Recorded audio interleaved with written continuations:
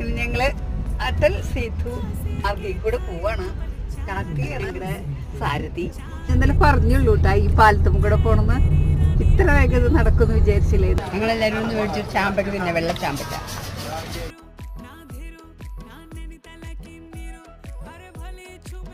അവിടെ അടുത്തുള്ള ഒരു ഗണപതി മന്ദിരാണത്.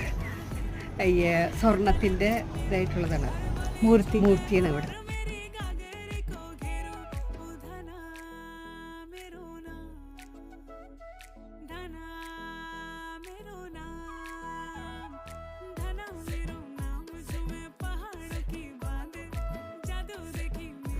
ഞങ്ങൾ പോകുന്നത് ശ്രീവർദ്ധൻ ബീച്ചിലാട്ടാണ്.